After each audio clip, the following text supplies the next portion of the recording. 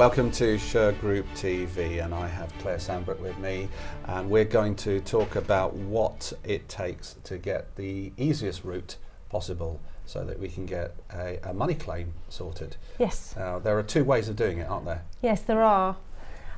So what we're talking about is people that have been to court and got a judgment from the court. Right. And we want them to be able to enforce that judgment and recover what they're owed. Now, a lot of people think that that's an automatic process. Once you've got your piece of paper that says you're owed the money, that somehow magically the court are going to get it for you. But it doesn't work like that. So that's the first reality check, really. Okay. The next reality check is, well, who can I use? And if you go to the county court, they have a system where you use a warrant of control using a county court bailiff.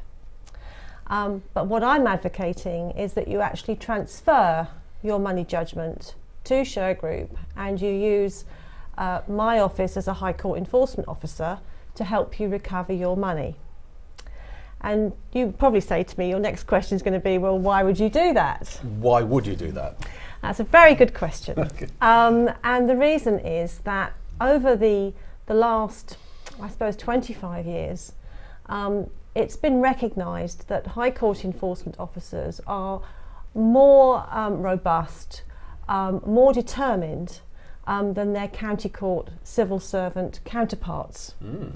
And the County Court Bailiff service, although it gives universal service across the whole of England and Wales, it is staffed by salaried civil servants doing the enforcement role. And they are not paid in the same way as enforcement agents in the High Court. So they're on a salary, whereas enforcement agents in the High Court are paid on commission. Aha, right. And it's a very interesting point because it does make the agents themselves more determined.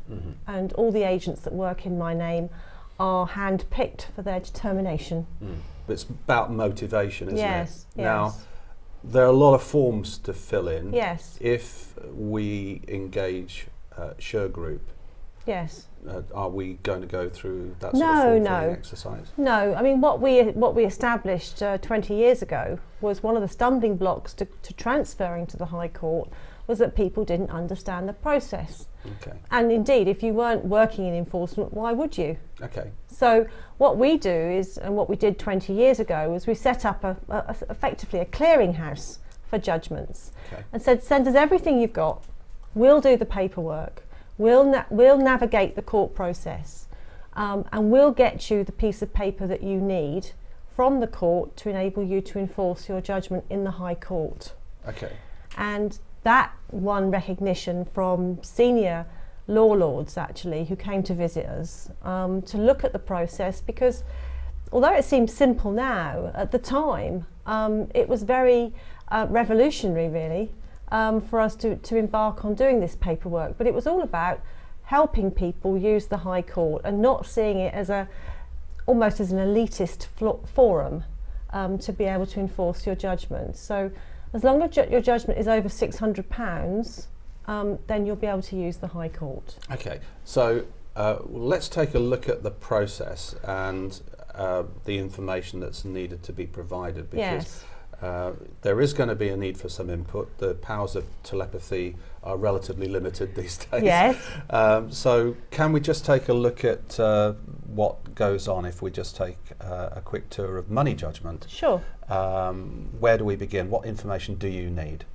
Well, your starting point as you come out of the court with your judgment, which you may have got online through Money Claims Online, or you may have gone to your local county court and won a judgment, will be a piece of paper or a printout with the judgment amount on it, and it will have a date. So you're going to basically need the actual printout or the judgment itself. Now, if you want to try and do this yourself, you can, and you use a form N293A, which you can download from the government website, and you can complete the date of judgment, the amount of judgment, and on the part 1 piece of the form. The other side of the form also has to be completed, and you tick whether you want a writ of control or a writ of possession. Now, if you want to recover a money judgment, you will tick the writ of control box. If you're trying to recover possession of your property, you will tick the writ of possession box. But the thing that I really want to get over to people listening to this today is that you don't have to do any of this. We do it all for you. Okay. And the reason we do it is because technically it looks simple, but if you do not tick the right boxes, the court will reject it. And you can wait days to be able to start the process. I see. So really what you're doing is if you use our service, our free service, we tick all the boxes for you and we manage the process for you, so you get your certificate back in the right form, you know it's correct, and then we can then issue the writ in the High Court. So whilst, as I say, on the face of it, it looks simple, if it's not, and it looks like a box ticking exercise, if the boxes aren't ticked in the right way, you'll get delay. The more time you give them to move the car, move assets, then you don't want to be disappointed when you get to their address. You want them there. Obviously you want to engage with them. You want to, we explain the consequences of having a judgment against them. We do that. And we want to give you the best chance of getting your money back.